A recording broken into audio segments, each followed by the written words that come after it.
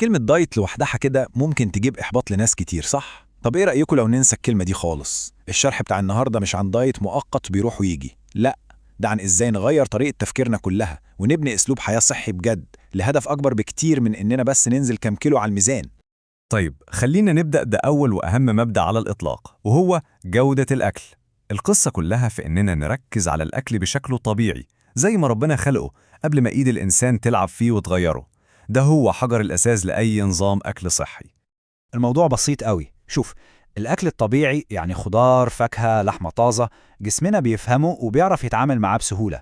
لكن الأكل المصنع اللي دخل مصانع واتضاف عليه حاجات وتشال منه حاجات، ده عامل زي ضيف غريب الجسم مش عارف يتعامل معاه ازاي، فممكن يلخبط الدنيا جوه، وخصوصا الهرمونات. طب ناخد مثال عملي عشان الصورة توضح. لو قدامنا رز أو عيش ومكرونة، الأحسن نختار إيه؟ الرز. طب ليه؟ الموضوع كله في درجة التصنيع.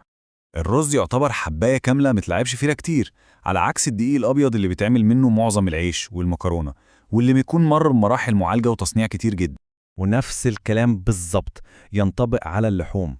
لما نروح للجزار ونجيب لحمة مفرومة طازة ونعملها بنفسنا في البيت، ده عالم تاني خالص غير البرجر الجاهز اللي في السوبر ماركت. ليه؟ لأننا بنتجنب كل الإضافات والمواد الحافظة اللي بيحطوها في المنتجات دي. في الآخر بناكل حاجة أنظف وأضمن لصحتنا. تمام، خلصنا من جودة الأكل، نيجي بقى للمبدأ التاني، الكمية. ودي نقطة ناس كتير بتقع فيها.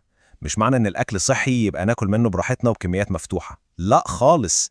أي حاجة بتزيد عن حدها بتتقلب ضدها، حتى لو كانت أكل صحي. طيب عمليا نعمل ايه؟ بصوا على الطبق، قسموه بعينيكوا كده لثلاث تلات.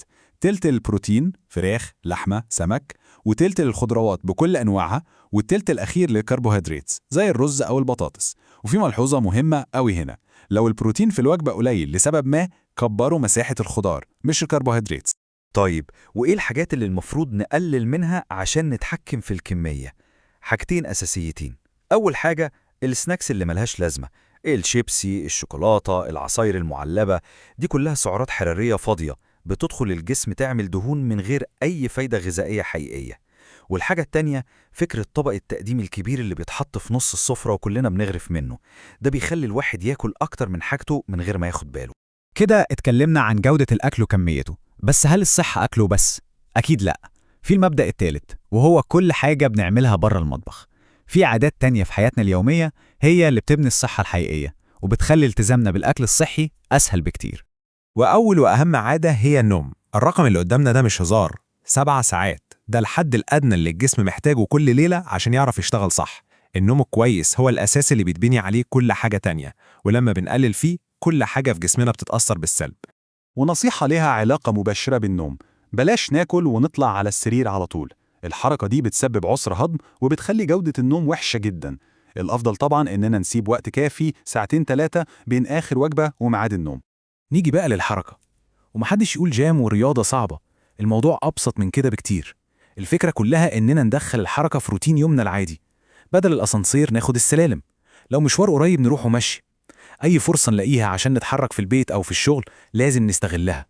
التفاصيل الصغيرة دي بتفرق جدا في الآخر. طيب، بعد ما استعرضنا المبادئ الثلاثة دي، جودة الأكل والكمية والعادات اللي بره المطبخ، لازم نقف لحظة ونسأل نفسنا، هو احنا بنعمل كل ده ليه؟ ايه الهدف الحقيقي؟ صدقوني الموضوع أكبر وأعمق بكتير من مجرد رقم بنشوفه على الميزان. الهدف الحقيقي مش إننا نوصل لجسم شكله حلو لفترة مؤقتة وخلاص.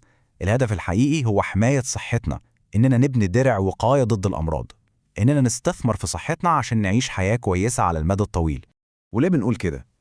لأن السمنة وزيادة الوزن مش مجرد شكل خارجي مش عاجبنا، لا، دي البوابة لأمراض خطيرة جدا. السكر ومقاومة الأنسولين وارتفاع ضغط الدم وتصلب الشرايين، كلها مشاكل صحية كبيرة سببها الأساسي هو الوزن الزايد. فالموضوع فعلا يخص حياتنا وصحتنا. وفي الآخر القصة كلها بتتلخص في السؤال ده، سؤال بسيط ومباشر كل واحد فينا لازم يسأله لنفسه بصدق. هل فعلا عاوزين نحسن صحتنا؟ هل الرغبة دي حقيقية لدرجة إننا مستعدين نغير عاداتنا عشانها؟ الإجابة عند كل واحد فينا.